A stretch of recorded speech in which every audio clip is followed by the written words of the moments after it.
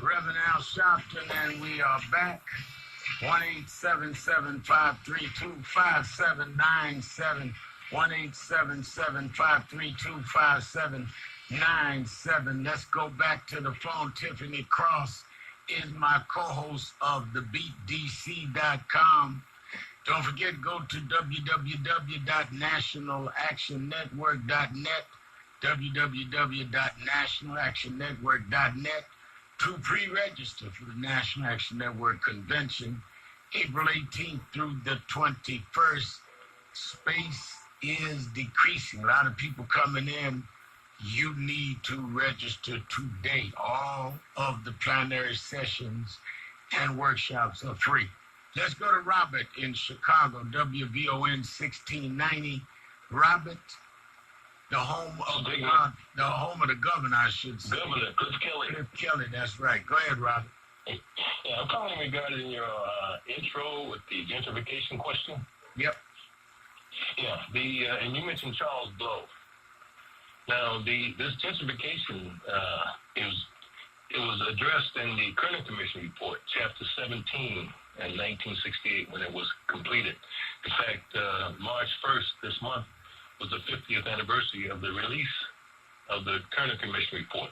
Correct. And we had a forum here. There was a forum here last month with the last surviving member, Dr. Fred Harris, right, on the Kerner Commission report.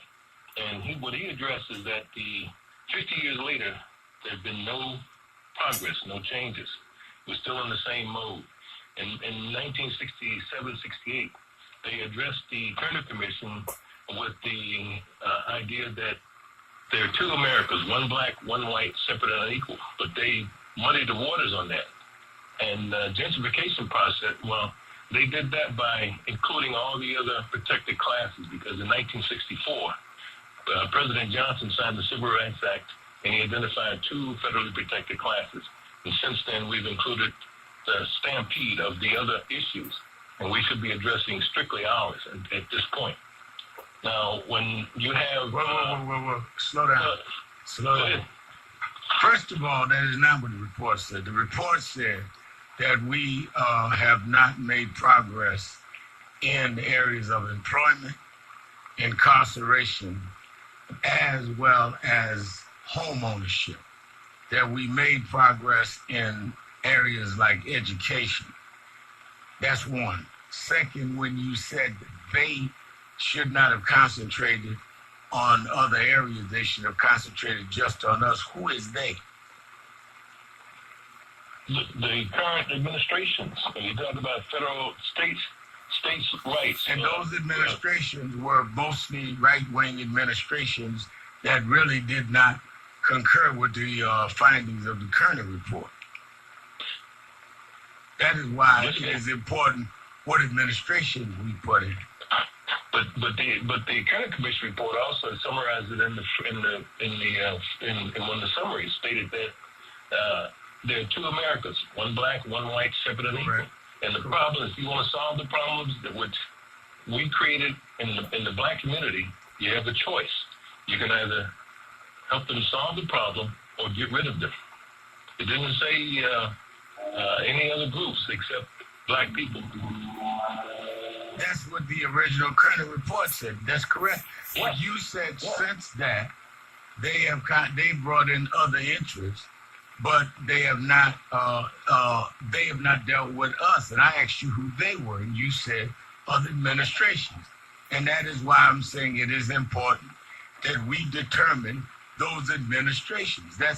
We're going around in circles. You're saying exactly what the report's saying, and I'm saying, therefore, this is what we need to deal with about it. And I'm sticking to the point.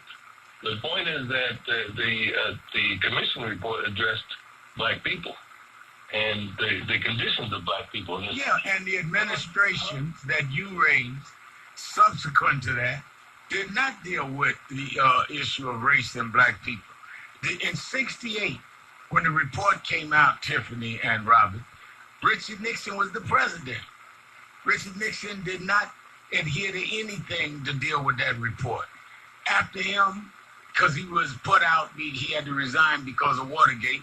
He had 4 years of Carter, Then you went through 8 years of Reagan, who did not deal with the race issue or deal with blacks. And then you had 4 years of Bush Sr. Then you had triangulation with Clinton. And then you had 8 years of George Bush.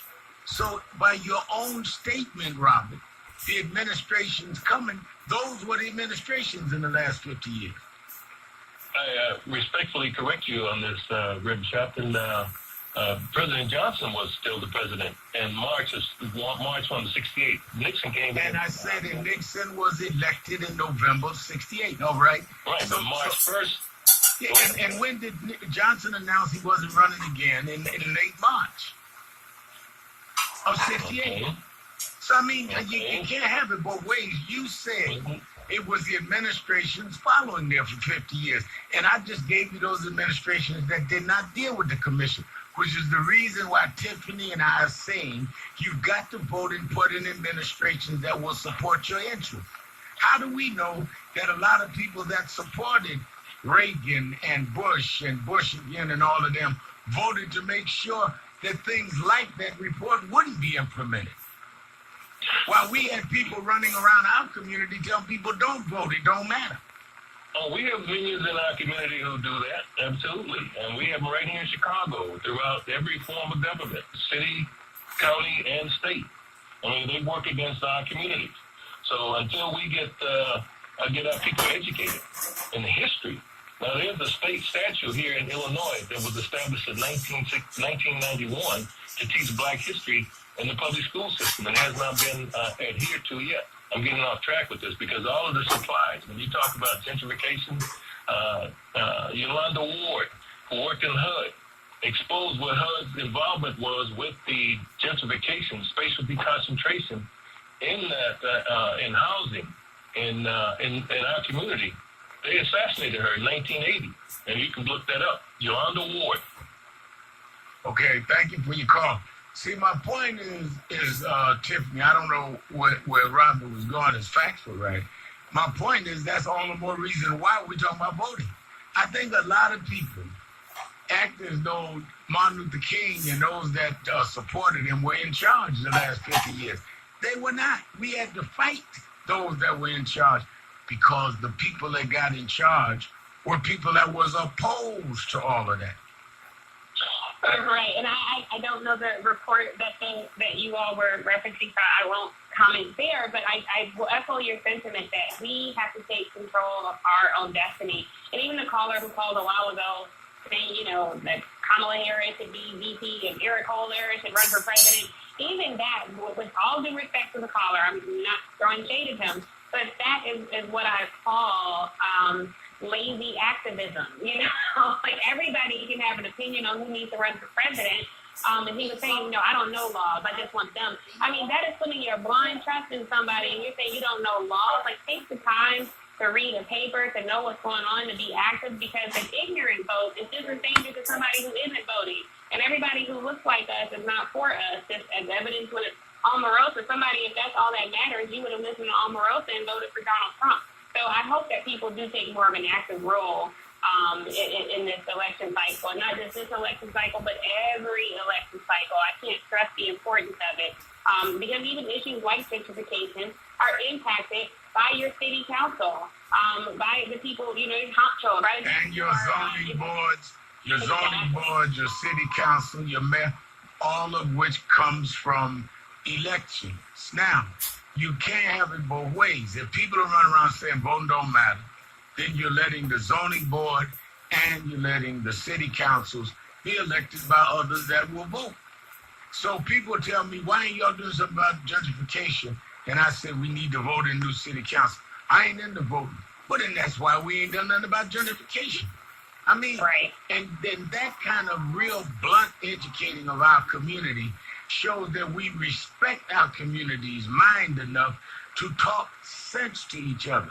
And a lot of us just want to give emotions to each other, just playing with our people. We need to talk straight. Our people are very intelligent. We've survived through the worst forms of brutality and oppression ever if you shoot it to us straight. But we got a lot of people that just, some well-intended, I might say, that just say things just to be saying. Right.